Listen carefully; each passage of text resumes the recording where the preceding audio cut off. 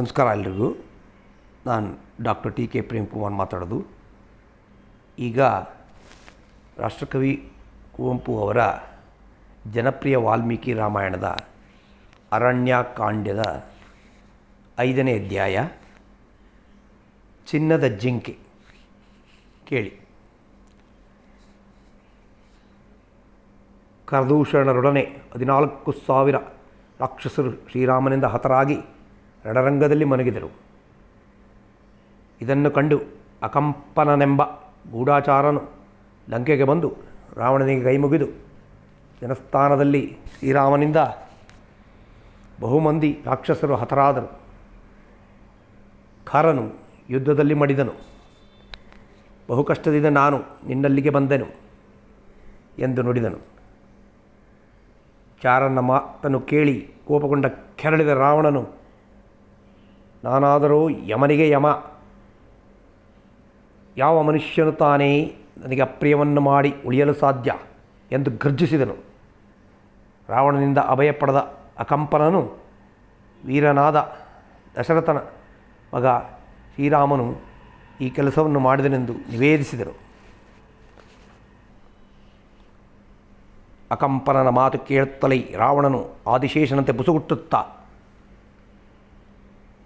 ತತ್ಕ್ಷಣವೇ ಜನಸ್ಥಾನಕ್ಕೆ ಹೋಗಿ ರಾವಣ ಲಕ್ಷ್ಮಣನನ್ನು ವಧಿಸಿ ಬರಬೇಕೆಂದು ಬಯಸಿದನು. ಆಗ ಅಕಂಪನನು ರಾವಣನನ್ನು ಕುರಿತು, ರಾಕ್ಷಸೇಂದ್ರ, ಪುರುಷಶ್ರೇಷ್ಠನಾದ ರಾಮನನ್ನು ನಿನ್ನಿಂದ ಜಯಿಸಲು ಸಾಧ್ಯವಿಲ್ಲ. ಅಲ್ಲದೆ ಆತನಿಗೆ ಸೀತೆ ಎಂಬ ಹೆಂಡತಿಯಿದ್ದಾಳೆ. ಆಕೆ ಸುಂದರಿ ಹಾಗೂ ಯುವತಿ. ಆಕೆಗೆ ಸಮಾನದ ಹೆಂಗಸು ದೇವತೆಗಳಲ್ಲಾಗಲಿ ಗಂಧರ್ವರಲ್ಲಾಗಲಿ ಅಪ್ಸರಲ್ಲಾಗಲಿ ಇಲ್ಲವೇ ಇಲ್ಲ. ಅವಳನ್ನು ನೀನು ಅಪಹರಿಸಿಕೊಂಡು ಬರುವುದಾದರೆ ಸೀತೆ ಇಲ್ಲದ ಕಾಮಕ ರಾಮ ಜೀವ ಬಿಡುತ್ತಾನೆ ಎಂದನು. ಅಕಂಪನನ ಮಾತು ರಾವಣನಿಗೆ ರುಚಿಸಿತು. ಅವನು ಮಾತನ್ನು ಒಪ್ಪಿ ಮಾರನೆಯ ದಿನ ಸಾರಥಿಯೊಡನೆ ಒಬ್ಬನೇ ಹೋಗಿ ಸೀತೆಯನ್ನು ಕದ್ದು ತರಬೇಕೆಂದು ತನ್ನಲ್ಲಿಯೇ ನಿಶ್ಚಯಿಸಿಕೊಂಡನು. ಅದರಂತೆ ರಥದಲ್ಲಿ ಕುಳಿತು ಆಕಾಶ ಮಾರ್ಗದಲ್ಲಿ ಬರುತ್ತಾ ರಾವಣನು ಮಾರೀಚನ ಆಶ್ರಮದ ಬಳಿ ಬಂದನು. ತನ್ನಲ್ಲಿಗೆ ಬಂದ ರಾಕ್ಷಸೇಂದ್ರನನ್ನು ಮಾರೀಚನು ಉಪಚರಿಸಿ ಅವನು ಬಂದ ಕಾರಣವೇನೆಂದು ಕೇಳಿದನು. ಅದಕ್ಕೆ ರಾವಣನು, ವತ್ಸ, ಜನಸ್ಥಾನದಲ್ಲಿದ್ದ ನನ್ನವರನ್ನೆಲ್ಲ ಯುದ್ಧದಲ್ಲಿ ರಾಮನಿಂದ ಹತರಾದರು. ಇದಕ್ಕೆ ಸೇಡು ತೀರಿಸಿಕೊಳ್ಳುವ ಇರುವ ಉಪಾಯ ಒಂದೇ. ಆದ ಕಾರಣ ರಾಮನನ್ನು ಕೊಂದು ಅವನ ಹೆಂಡತಿಯನ್ನು ಕದ್ದು ತರಬಯಸಿದ್ದೇನೆ. ಈ ಕಾರ್ಯದಲ್ಲಿ ನೀನು ನನಗೆ ಸಚಿವನಾಗಿ ನಿಂತು ಸಹಾಯ ಮಾಡು ಎಂದು ಬೇಡಿಕೊಂಡನು. ರಾಮ ಮಾಡಿದ ರುಚಿಯನ್ನರಿತ ಮಾರೀಚನು ರಾವಣನ ಮಾತಿಗೆ, ರಾಕ್ಷಸೇಂದ್ರ, ನಿನಗೆ ಸೀತೆಯ ವಿಷಯವನ್ನು ತಿಳಿಸಿದವರಾರು? ಹಾಗೆ ತಿಳಿಸಿದವನು ಮಿತ್ರರೂಪದ ಶತ್ರುವೇ ಆಗಿರಬೇಕು. ಸೀತೆಯನ್ನು ಕದ್ದು ತರಲು ನಿನಗೆ ಸಲಹೆ ಕೊಟ್ಟವರಾರು?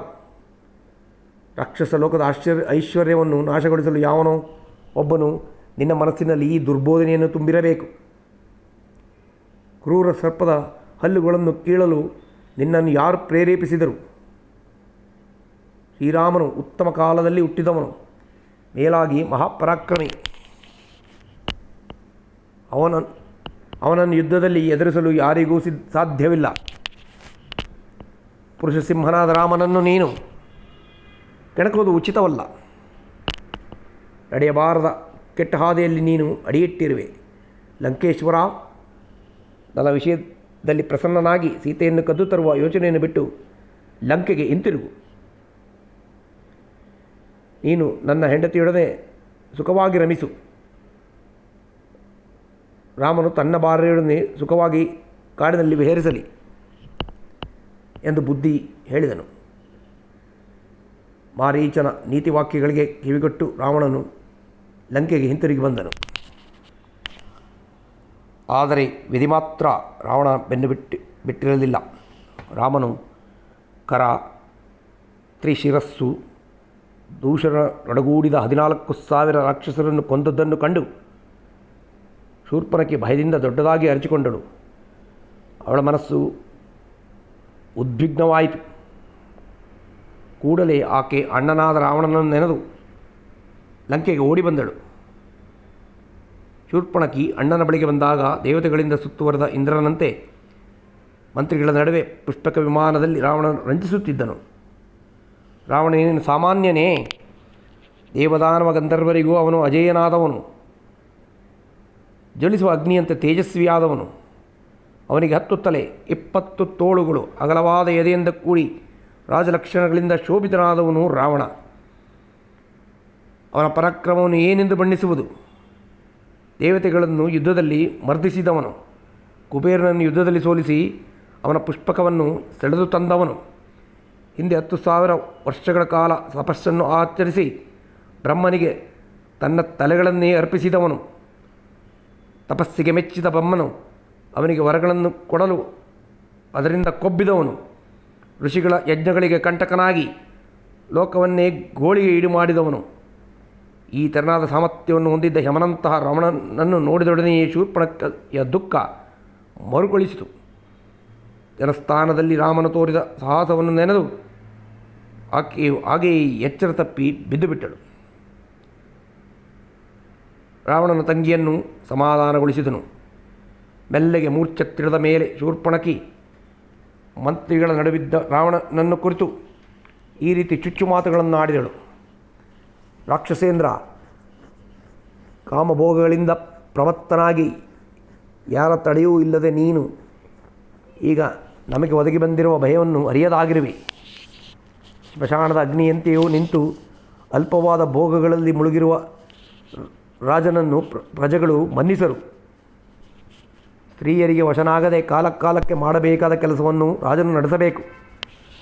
ಹಾಗೆ ಮಾಡದ ರಾಜನಿಂದ ನದಿಯ ಕೆಸರನ್ನು ಕಂಡು ಓಡಿ ಹೋಗುವ ಆನೆಗಳಂತೆ ಪ್ರಜೆಗಳು ದೂರವಾಗುತ್ತಾರೆ. ದೇವ ಗಂಧರ್ವರ ಅಗೆತನವನ್ನು ನೀನು ಬೆಳೆಸಿಕೊಂಡಿರುವೆ. ಆದರೆ ವಿಷಯವನ್ನು ಸಂಗ್ರಹಿಸಲು ಗೂಢಾಚಾರವನ್ನು ನೇಮಿಸಿಕೊಂಡಿರುವುದಿಲ್ಲ. ಮೇಲಾಗಿ ನೀನು ಬಾಲಭಾವವುಳ್ಳವನು. ನಿನಗೆ ಹೇಗೆ ತಾನೇ ರಾಜನೆಂಬ ಹೆಸರಿಗೆ ಅರ್ಹನಾಗುವೆ? ಜನಸ್ಥಾನದಲ್ಲಿ ನಿನ್ನಂಥವರಾದ ಕರದೂಷಣರು 14,000 ರಾಕ್ಷಸರೊಡನೆ ಏಕಾಂಗಿ ವೀರನಾದ ರಾಮನೊಬ್ಬರಿಂದಲೇ ಹತರಾದರು. ರಾಮನ ಈ ಕಾರ್ಯದಿಂದ ಇನ್ನು ಮುಂದೆ ಋಷಿಗಳು ಯಾವ ಅಡ್ಡಿಯೂ ಇಲ್ಲದೆ, ಯಾರ ಭಯವೂ ಇಲ್ಲದೆ ತಪಸ್ಸನ್ನಾಚರಿಸಬಹುದು. ನೀನಾದರೂ ಇಲ್ಲಿ ಮೂರ್ಖ ಮಂತ್ರಿಗಳಿಂದ ಸುತ್ತುವರಿದವನಾಗಿ ಸ್ತ್ರೀಯರಿಗೆ ವಶನಾಗಿರುವೆ. ಹುಟ್ಟು ಕಳೆದ ವಸ್ತ್ರದಂತೆ, ಮುರಿದ ಹೂವಿನಂತೆ ನಿನ್ನಿಂದ ಯಾರಿಗೆ ತಾನೇ ಉಪಯೋಗ? ನಿನ್ನವರು ನಾಶ ಹೊಂದಿರುವುದನ್ನು ತಿಳಿಯದೆ ಭೋಗದಿಂದ ಕೊಬ್ಬಿ ಹೋಗಿರುವ ನೀನು ಬಹುಬೇಗ ನಾಶ ಹೊಂದುವುದರಲ್ಲಿ ಸಂದೇಹವೇನು? ಶೂರ್ಪನಖಿಯ ಮಾತುಗಳು ರಾವಣನನ್ನು ಚಿಂತೆಗೆ ಒಳಗು ಮಾಡಿದವು. ರಾವಣನು ಕ್ಷಣಕಾಲ ಯೋಚಿಸಿ ರಾಮನ ಸಾಮರ್ಥ್ಯವನ್ನು ತನಗೆ ತಿಳಿಸಬೇಕೆಂದು ತಂಗಿಯನ್ನು ಕೇಳಿಕೊಂಡನು. ಕ್ರೋಧದಿಂದ ಉಚ್ಚಿದ್ದ ಶೂರ್ಪಣಖಿ ರಾಮನನ್ನು ಕುರಿತು ಈ ಮಾತುಗಳನ್ನು ಮತ್ತೆ ಹೇಳಿದಳು. ದಶರಥನ ಮಗನಾದ ಶ್ರೀರಾಮನು ದೀರ್ಘಬಾಹು ಮತ್ತು ವಿಶಾಲಾಕ್ಷ. ರೂಪದಲ್ಲಂತೂ ಆತನು ಸಾಕ್ಷಾತ್ ಮನ್ಮಥನಂತಿದ್ದಾನೆ. ಸರಸಂಧಾನದಲ್ಲಿ ಅವನಂತಿರುವ ಬೇರೊಬ್ಬರು ನಾನು ಕಾಣೆ. ಬಿಲ್ಲೆಳೆದು ಬಾಣ ಹೂಡಿ ಬೀಡುವುದನ್ನು ನಾನು ನೋಡಲೇ ಇಲ್ಲ. ಅವನ ಕೈಚಳಗ ಅಂಥದು. ಕಣ್ಣು ಮುಚ್ಚಿ ತೆಗೆಯುವುದರಲ್ಲಿ 14,000 ರಾಕ್ಷಸರು ಕರದೂಷಣದಿಂದ ಹತರಾದರು. ಹೆಣ್ಣೆಂದು ತಿಳಿದು ರಾಮನು ನನ್ನನ್ನು ಕೊಲ್ಲಲಿಲ್ಲ. ರಾಮನಿಗೆ ಸಮಾನವಾದ ಗುಣವುಳ್ಳ ಅಣ್ಣನಲ್ಲಿ ಅನುರಕ್ತನಾದ ಲಕ್ಷ್ಮಣನೆಂಬೊಬ್ಬ ತಮ್ಮನು ರಾಮನಿಗಿದ್ದಾನೆ. ಅವನು ರಾಮನ ಹೊರಗಿನ ಪ್ರಾಣವೆಂದು ತಿಳಿ. ಶ್ರೀರಾಮನಿಗೆ ಸೀತೆ ಎಂಬ ಹೆಂಡತಿ ಇದ್ದಾಳೆ. ಹುಣ್ಣಿಮೆಯ ಚಂದ್ರನಂತೆ ಮುಖ, ಬೊಗಸೆಗಣ್ಣು, ಉದ್ದವಾದ ಕೇಶವುಳ್ಳ ಆ ಸೀತೆ ಪುಟಬೆಟ್ಟ ಬಂಗಾರದಂತೆ ಹೊಳೆಯುತ್ತಿದ್ದಾಳೆ. ಸೀತೆಯಂಥ ರೂಪವುಳ್ಳ ಸ್ತ್ರೀಯರು ದೇವತೆಗಳಲ್ಲಿ, ಗಂಧರ್ವರಲ್ಲಿ, ಮನುಷ್ಯರಲ್ಲಿ ಇಲ್ಲವೆಂದೇ ನನ್ನ ಭಾವನೆ. ಆಕೆಯನ್ನು ಹೆಂಡತಿಯನ್ನಾಗಿ ಪಡೆದ ಪುರುಷನೇ ಪ್ರಭಸುಕಿ. ರೂಪದಿಂದ, ಗುಣದಿಂದ ಜಾನಕಿ ಪರಮಶ್ಲಾಘ್ಗಳು. ನಿನಗೆ ಆಕೆ ಅನುರೂಪವಾದ ಹೆಂಡತಿ, ಅವಳಿಗೆ ಅನುರೂಪದ ಗಂಡ ನೀನು. ನಿನ್ನ ಹೆಂಡತಿಯನ್ನಾಗಿ ಕರೆತರುವ ಈ ಕಾರ್ಯದಲ್ಲಿ ಲಕ್ಷ್ಮಣನಿಂದ ನನಗೆ ಈ ವಿರೂಪ ಉಂಟಾಯಿತು. ಚಂದ್ರಮುಖಿಯಾದ ಸೀತೆಯನ್ನು ನೀನು ಒಮ್ಮೆಯೇ ನೋಡಿದರೆ ಸಾಕು. ಮನ್ಮಥನು ಸಹ ಬಾಣಗಳಿಗೆ ಗುರಿಯಾಗುವುದರಲ್ಲಿ ಸಂದೇಹವೇ ಇಲ್ಲ. ಕರದೂಷಣರ ಸಾವಿನ ಸೇಡನ್ನು ತೀರಿಸಿಕೊಳ್ಳುವ ಬಯಕೆ ನಿನಗಿದ್ದರೆ, ಸೀತೆ ಹೆಂಡತಿಯಾಗಬೇಕೆಂಬ ಆಸೆ ನಿನಗಿದ್ದರೆ, ರಾಮಲಕ್ಷ್ಮಣರನ್ನು ಕೊಲ್ಲಲು ಈ ಕ್ಷಣವೇ ಜನಸ್ಥಾನಕ್ಕೆ ಹೊರಡು. ಈ ವಿಷಯದಲ್ಲಿ ಯೋಚಿಸಿ ಕೆಲಸ ಮಾಡು. ಮೈ ನೆವರೇಳಿಸುವ ಶೂರ್ಪನಖಿಯ ಮಾತು ರಾವಣನ ಮನಸ್ಸಿನಲ್ಲಿ ಬಾಣದಂತೆ ಬಲವಾಗಿ ನಾಟಿತು. ತಂಗಿಯನ್ನು ಮಂತ್ರಿಯನ್ನು ಕಳುಹಿಸಿಕೊಟ್ಟು ಲಂಕೇಶ್ವರನು ಅಂತಃಪುರಕ್ಕೆ ತೆರಳಿದನು. ಅಲ್ಲಿ ರಾವಣನು ಮುಂದೆ ಮಾಡತಕ್ಕ ಕಾರ್ಯದ ಬಲಾಬಲಗಳನ್ನು ತೂಗಿ ನೋಡಿ ಮಾಡತಕ್ಕ ಕಾರ್ಯವನ್ನು ನಿಶ್ಚಯಿಸಿದನು. ಅವನ ಅಪ್ಪಣೆಯಂತೆ ಹೊಂದೇರು ಸಿದ್ಧವಾಗಿ ಬರಲು ವೇಗವಾಗಿ ಹೋಗುವ ಆ ರಥವನ್ನು ಹತ್ತಿ ರಾಕ್ಷಸೇಂದ್ರನು ಜನಸ್ಥಾನದ ಕಡೆಗೆ ಹೊರಟನು. ಬೆಳ್ಗೊಡೆಯ ನೆರಳಿನಂತಿದ್ದ ರಾವಣನು ರತ್ನಾಭರಣನಾಗಿ ಅಲಂಕೃತನಾಗಿ ಮಿಂಚುಗಳಿಂದ ಕೂಡಿದ ಮೇಘದಂತೆ ನೋಡಲು ಮನೋಹರವಾಗಿ ಕಾಣುತ್ತಿದ್ದನು. ಜನಸ್ಥಾನದ ಕಡೆಗೆ ಹೊರಟ ರಾವಣನ ಸಮುದ್ರದ ಮೇಲೆ ಆಯ್ದು ಬರುತ್ತಾ ಮಾರೀಚನ ಆಶ್ರಮದ ಬಳಿಗೆ ಬಂದನು. ಆಶ್ರಮದಲ್ಲಿ ಆಲದ ಮರಗೆ ಕುಳಿತಿದ್ದ ಮಾರೀಚನು ಮತ್ತೆ ತನ್ನ ಬಳಿಗೆ ಬಂದ ರಾವಣನನ್ನು ಆದರದಿಂದ ಬರಮಾಡಿಕೊಂಡನು. ಆ ಬಳಿಕ ರಾವಣನು ಮಾರೀಚನನ್ನು ಕುರಿತು, ಮಾರೀಚ, ನನ್ನ ಮಾತನ್ನು ಕೇಳು. ಈಗ ನಾನು ಮಹಾವ್ಯಸನದಿಂದ ಕೂಡಿದ್ದೇನೆ. ನನಗೆ ನೀನೇ ಗತಿ. ಜನಸ್ಥಾನದಲ್ಲಿ 14,000 ರಾಕ್ಷಸರನ್ನು ಸುಖವಾಗಿ ಬಾಳುತ್ತಿದ್ದ ಕರದೂಷಣರು ಯುದ್ಧದಲ್ಲಿ ರಾಮನಿಂದ ಹತರಾದಷ್ಟೇ.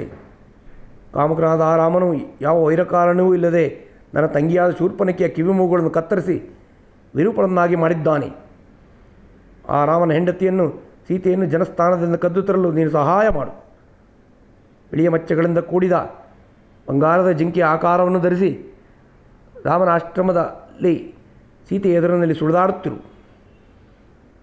ನನಗೆ ಆ ಮೃಗವು ಬೇಕೆಂದು ಸೀತೆ ಸ್ವಲ್ಪವೂ ಅನುಮಾನವಿಲ್ಲದೆ ರಾಮಲಕ್ಷ್ಮಣನನ್ನು ಕೇಳಿಕೊಳ್ಳುವಳು. ರಾಮಲಕ್ಷ್ಮಣರು ಸೀತೆಯಿಂದ ದೂರವಾಗುತ್ತಲೇ ರಾಹುಚಂದ್ರನ ಕಾಂತಿಯನ್ನು ಅಪಹರಿಸುವಂತೆ ಸೀತೆಯನ್ನು ಕರೆದೊಯ್ಯುವೆನು. ಸೀತಾಪರಣದಿಂದ ಕುಂದಿ ಹೋದ ರಾಮನು ಯುದ್ಧಕ್ಕೆ ಬಂದರೆ ಸುಲಭವಾಗಿ ಹೊಡೆದು ಹಾಕುತ್ತೇನೆ ಎಂದನು. ರಾವಣನ ಮಾತುಗಳನ್ನು ಕೇಳಿ ಮಾರೀಚನು ಮುಖ ಭಯದಿಂದ ಬಾಡಿ ಹೋಯಿತು.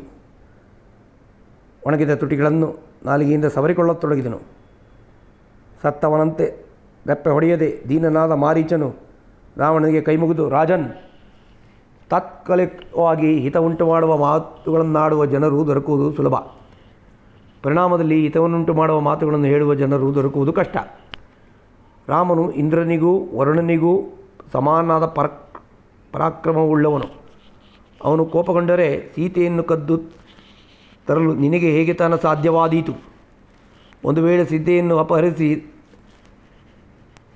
ತಂದೆಯಾದರೆ ರಾಮನ ಬಾಣಗಳಿಂದ ನೀನು ಬಹುಬೇಗ ನಾಶ ಹೊಂದುವೆ. ಪರಪತಿಯನ್ನು ಕದ್ದು ತರುವುದು ಲಂಕೇಶ್ವರನಾದ ನಿನಗೆ ನಿಶ್ಚಯವಾಗಿಯೂ ತಕ್ಕುದಲ್ಲ. ಈ ವಿಷಯವನ್ನು ನೀನು ಮಂತ್ರಿಗಳೊಡನೆ ಆಲೋಚಿಸಿ ಹಾಗೂ ಶ್ರೀರಾಮನ ಬಲವನ್ನು ನೆನೆದು ಅನಂತರ ಉಚಿತವಾದ ಕೆಲಸವನ್ನು ಮಾಡು. ಹಿಂದೆ ನಾನು 1000 ಆನೆಗಳ ಬಲವನ್ನು ಹೊಂದಿ ದಂಡಕಾರಣ್ಯದಲ್ಲಿ ಋಷಿಗಳ ಮಾಂಸವನ್ನು ತಿನ್ನುತ್ತಾ ಸಂಚರಿಸುತ್ತಿದ್ದೆ. ಆಗ ಧರ್ಮಾತ್ಮನಾದ ವಿಶ್ವಾಮಿತ್ರ ಋಷಿ ನನ್ನ ಭಯವನ್ನು ನಿವಾರಿಸುವ ಸಲುವಾಗಿ ದಶರಥನನ್ನು ಬೇಡಿ ರಾಮನನ್ನು ಕರೆತಂದನು. ಆಗ ರಾಮಚಂದ್ರನಿಗೆ ಇನ್ನೂ 12 ವರ್ಷ. ಶಸ್ತ್ರಾಸ್ತ್ರಗಳ ಪ್ರಯೋಗವನ್ನೇ ಅರಿಯದ ಮಗನನ್ನು ಕಳುಹಿಸಲು ದಶರಥನು ಹಿಂದು ಮುಂದೆ ನೋಡಲು ವಿಶ್ವಾಮಿತ್ರನು ರಾಜನಿಗೆ ರಾಮನ ಮಹಿಮೆಯನ್ನು ತಿಳಿಸಿ ಅವನನ್ನು ಕರೆತಂದನು. ಋಷಿಯ ಯಾಗವನ್ನು ಕೆಡಿಸಲು ಬಂದ ನನ್ನನ್ನು ನೋಡಿ ರಾಮನು ಹೆದರಲಿಲ್ಲ. ಆದರೆ ಒಂದೇ ಒಂದು ಬಾಣದಿಂದ 100 ಯೋಜನೆ ವಿಸ್ತಾರವಾದ ಸಮುದ್ರದಲ್ಲಿ ನನ್ನನ್ನು ಎಸೆದು ನನ್ನನ್ನು ಹಿಂಬಾಲಿಸಿ ಬಂದವರು ರಾಮನಿಂದ ಧ್ವಂಸರಾಗಿ ಹೋದರು. ನಾನಾದರೂ ಪ್ರಜ್ಞೆ ಬಂದ ಮೇಲೆ ಲಂಕಾಪಟ್ಟಣವನ್ನು ಸೇರಿಕೊಂಡೆ. ಆದ್ದರಿಂದ ರಾಮನನ್ನು ನೀನು ಕೆಣಕಿದರೆ ಖಂಡಿತವಾಗಿ ನಾಶ ಹೊಂದುವೆ. ಉಪ್ಪರಿಗೆಯ ಮನೆಗಳಿಂದ ಶೋಭಿಸುವ ರತ್ನಾಭರಣಗಳಿಂದ ತುಂಬಿದ ಕನಕಲಂಕೆಯನ್ನು ಸೀತೆಯ ನಿಮಿತ್ತವಾಗಿ ಹಾಳು ಮಾಡಬೇಡ. ರಾಮನ ಪರಾಕ್ರಮವನ್ನು ನೆನೆದರೆ ದಂಡಕಾರಣ್ಯದ ತುಂಬ ನನಗೆ ರಾಮರೇ ಕಾಣುತ್ತಾರೆ. ಈ ಕಾರ್ಯದಲ್ಲಿ ನಾನು ನಿನ್ನನ್ನು ಹಿಂಬಾಲಿಸಲಾರೆ ಎಂದು ಬುದ್ಧಿ ಹೇಳಿದನು. ಸಾಯ ಬಯಸುವವನಿಗೆ ಔಷಧಿ ಸೇರದಂತೆ ಮಾರೀಚನ ಬುದ್ಧಿಮಾತುಗಳು ರಾವಣನಿಗೆ ರುಚಿಸಲಿಲ್ಲ. ವಿಧಿಯಿಂದ ಪ್ರೇರಿತನಾದ ರಾವಣನು ಮಾರೀಚನನ್ನು ಕುರಿತು, ಮಾರೀಚ, ಬಂಜರ ಭೂಮಿಯಲ್ಲಿ ನೆಟ್ಟ ಬೀಜದಂತೆ ನಿನ್ನ ಬುದ್ಧಿ ಮಾತು ನಿಷ್ಫಲ. ಕೇವಲ ಮನುಷ್ಯನಾದ ರಾಮನನ್ನು ಹೊಗಳಿ ನನ್ನನ್ನು ಎದುರು ಹೆದರಿಸ ಬಯಸುವೆಯಾ? ಅದು ಎಂದಿಗೂ ಸಾಧ್ಯವಾದ ಮಾತು. ಕರ್ಣನ್ನು ಕೊಂದ ರಾಮನ ಪ್ರಿಯತೆಯನ್ನು ಅವಶ್ಯಕವಾಗಿ ಕದ್ದು ತರಬೇಕಾದದ್ದೇ. ಈ ಕಾರ್ಯ ನಿನಗೆ ಇಷ್ಟವೋ ಅನಿಷ್ಟವೋ ಅದನ್ನು ನಾನರಿಯೆ. ನಾನು ಮಾಡಬೇಕಾಗಿದ್ದನ್ನು ನಿಶ್ಚಯಿಸಿರುವ ಕಾರ್ಯದಿಂದ ನನ್ನನ್ನು ಹಿಂತಿರುಗಿಸಲು ದೇವದಾನವರಿಂದಲೂ ಸಾಧ್ಯವಿಲ್ಲ. ನಾನು ಮಾಡಬೇಕೆಂದಿರುವ ಕಾರ್ಯದ ಗುಣದೋಷಗಳನ್ನು ಕುರಿತು ನಿನ್ನನ್ನು ನಾನು ಕೇಳಲಿಲ್ಲ.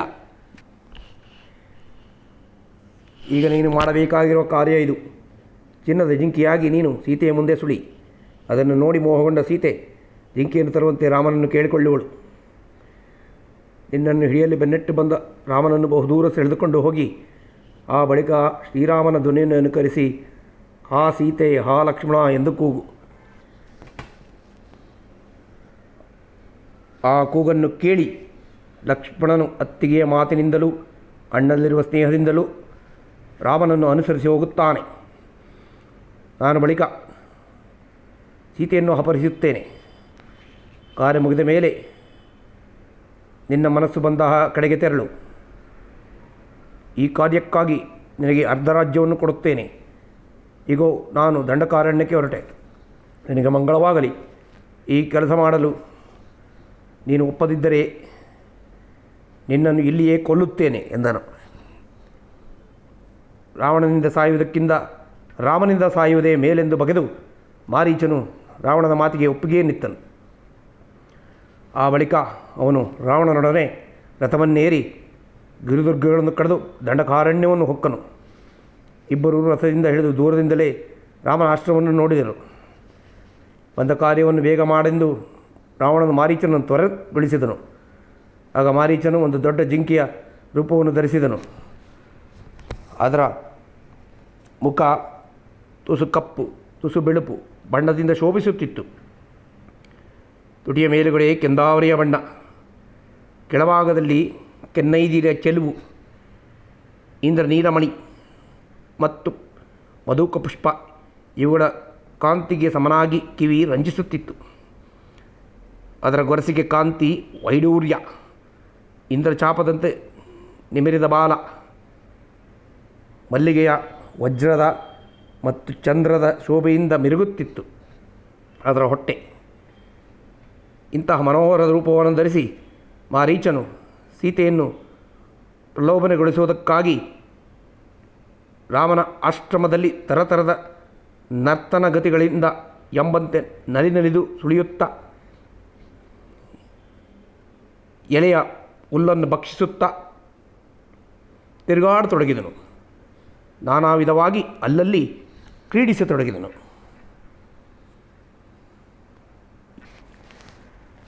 ಅರಣ್ಯಕಾಂಡ ಅಧ್ಯಾಯ 6. ಓ ಲಕ್ಷ್ಮಣ. ಅಶೋಕ, ಮಾವು, ತಾವರೆ ಮೊದಲಾದ ಗಿಡಮರಗಳ ಹೂಗಳನ್ನು ಕೊಯ್ಯಲು ಸಂಚರಿಸುತ್ತಿದ್ದ ಸೀತೆ ಆ ಮಾಯಾಮೃಗವನ್ನು ನೋಡಿದಳು. ಆ ಮೃಗದ ಕಾಂತಿಗೆ ಸೀತೆಯ ಮನಸ್ಸನ್ನು ಸೆಳೆಯಿತು. ಮತ್ತೆ ಮತ್ತೆ ಅದು ಸೀತೆಗೆ ಸೋಜಿಗೆ ಉಂಟು ಮಾಡುತ್ತಾ ಅವಳೆದುರಿಗೆ ಸಂಚರಿಸಿತು. ಚಿನ್ನ ಬೆಳ್ಳಿಯ ಕಾಂತಿಯಿಂದ ಒಳೆಯುತ್ತಿದ್ದ ಆ ಮೃಗವನ್ನು ಸೀತೆ ಅರಳಿದ ಕಣ್ಣುಗಳಿಂದ ಕಂಡು ಆಯುಧ ಪಾಣಿಗಳಾದ ರಾಮಲಕ್ಷ್ಮಣನನ್ನು ಕೂಗಿಕೊಂಡಳು. ಪುರುಷ ಶ್ರೇಷ್ಠರಾದ ಅವರಿಬ್ಬರು ಬಂದು ಅದನ್ನು ನೋಡಿದರು. ಆಗ ಲಕ್ಷ್ಮಣನು ರಾಮನನ್ನು ಕುರಿತು ನುಡಿದನು. ಅಣ್ಣ, ರಾಕ್ಷಸನಾದ ಮಾರೀಚನೇ ಈ ರೂಪದಲ್ಲಿ ಬಂದಿದ್ದಾನೆ. ಈ ರೀತಿ ಮೃಗವನ್ನು ಲೋಕದಲ್ಲಿಯೂ ನೀನು ಎಲ್ಲಿಯಾದರೂ ಕಂಡಿರುವೆಯಾ? ಇದು ಮಾಯಾಮೃಗವೆಂದು ಮೇಲೆಯೇ ಕಾಣುವುದಿಲ್ಲವೇ? ಈ ವೇಳೆಗಾಗಲೇ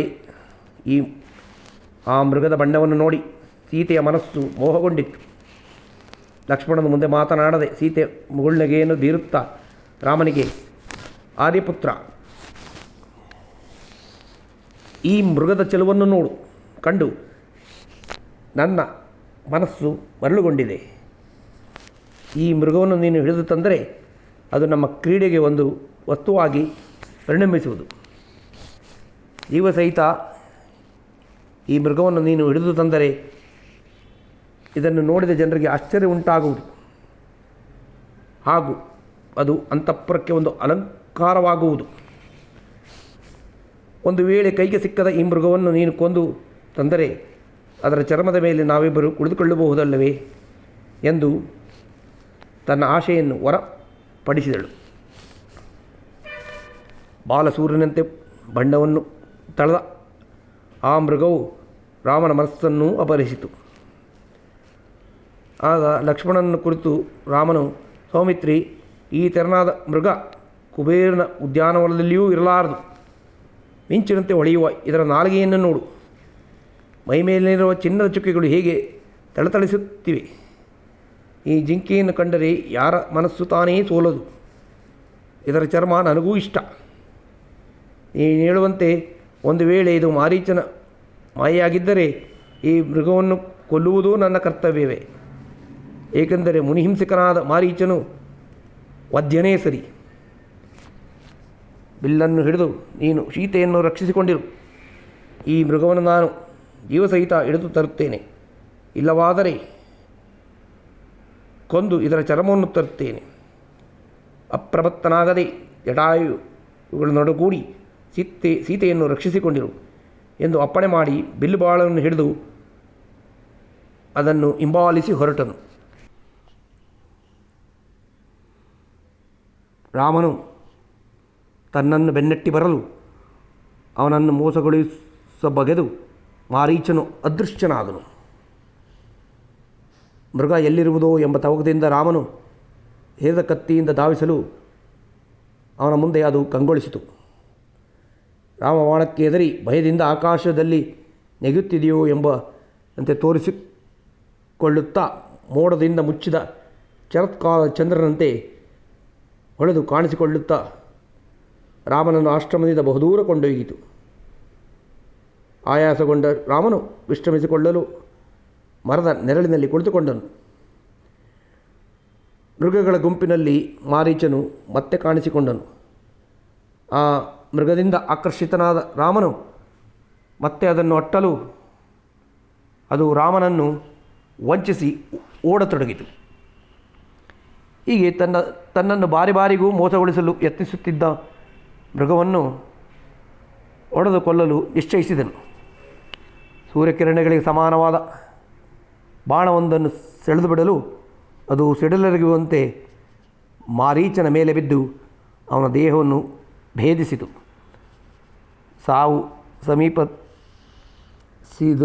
ನರಿತ ಮಾರೀಚನು ಲಕ್ಷ್ಮಣನನ್ನು ಸೀತೆಯಿಂದ ಬೇರ್ಪಡಿಸುವ ಉಪಾಯವನ್ನು ನೆನೆದು ರಾಮನ ಧ್ವನಿಯಂತೆ ಹಾ ಸೀತಾ, ಹೋ ಲಕ್ಷ್ಮಣ ಎಂದು ಕೂಗಿ ತನ್ನ ಮೃಗದೇಹವನ್ನು ತ್ಯಜಿಸಿ ರಾಕ್ಷಸ ರೂಪದಿಂದಲೇ ಪ್ರಾಣಬಿಟ್ಟನು.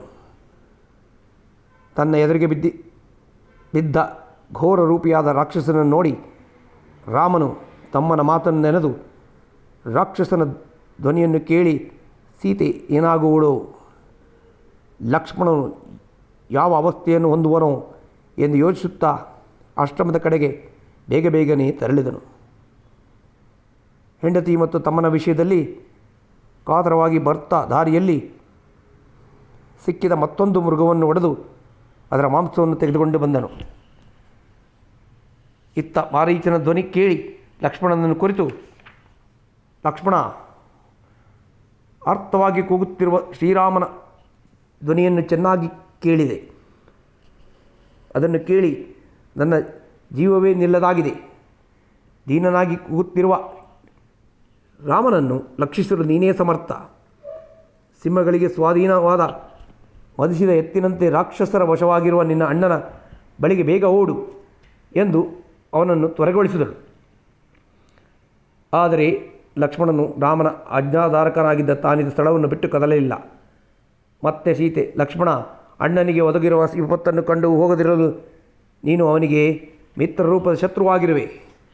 ನನ್ನ ಮೇಳನ ಆಸೆಯಿಂದ ನೀನು ಅವನಲ್ಲಿಗೆ ಹೋಗಲು ಬಯಸುತ್ತಿಲ್ಲವೆಂದು ತಿಳಿಯುತ್ತೇನೆ. ಆಗಿಲ್ಲದಿದ್ದರೆ ನೀನು ಇಲ್ಲಿ ಸುಮ್ಮನೆ ಏಕೆ ನಿಂತಿರುವೆ ಎಂದು ಕಣ್ಣೀರು ಮಿಡಿಯುತ್ತಾ ಭೀತೆಯಾಗಿ ನುಡಿದಳು. ಅತ್ತಿಗೆ ಮಾತಿಗೆ ಲಕ್ಷ್ಮಣನು, ಭದ್ರೆ, ಯುದ್ಧದಲ್ಲಿ ರಾಮನು ಗೆಲ್ಲಲು ದೇವದಾನವರಿಂದಲೂ ಸಾಧ್ಯವಿಲ್ಲ. ಇಂದ್ರನಿಗೆ ಸಮಾನವಾದ ಆತನು ವಿಪತ್ತಿಗೆ ಗುರಿಯಾಗುವುದೆಂದರೇನು? ನಿನ್ನನ್ನು ಒಬ್ಬಳನ್ನೇ ಈ ಕಾಡಿನಲ್ಲಿ ಸಮಾನನಾದ ಒಬ್ಬಳನ್ನು ಬಿಟ್ಟು ನಾನು ಹೋಗಲಾರೆ. ತಾಯಿ, ನೀನೇಕೆ ದುಃಖಪಡುವೆ? ಆ ಮೃಗವನ್ನು ಕೊಂದು ರಾಮನು ಬಹುಬೇಗ ಇಲ್ಲಿ ಬರುತ್ತಾನೆ. ಇದು ರಾಮನ ಧ್ವನಿಯಲ್ಲ, ರಾಕ್ಷಸರ ಮೋಸದ ಧ್ವನಿ. ಖರನನ್ನು ಕೊಂದು ನಾವು ರಾಕ್ಷಸರ ಅಗೆತರವನ್ನು ಗಳಿಸಿದ ಕಾರಣ ನಿನ್ನೊಬ್ಬಳನ್ನೇ ಬಿಟ್ಟು ನಾನು ಇಲ್ಲಿಂದ ಕದಲಲಾರೆ. ಈ ವಿಷಯವನ್ನು ಕುರಿತು ನೀನು ಚಿಂತಿಸಬೇಡ ಎಂದನು. ಲಕ್ಷ್ಮಣನ ಮಾತುಗಳನ್ನು ಕೇಳುತ್ತಲೇ ಸೀತೆಯ ಕೋಪ ಉಕ್ಕೇರಿತು. ನಿಜವನ್ನು ನುಡಿದ ಲಕ್ಷ್ಮಣನನ್ನು ಕುರಿತು ಸೀತೆ ಕ್ರೂರವಾದ ಮಾತುಗಳನ್ನು ನುಡಿಯತೊಡಗಿದಳು.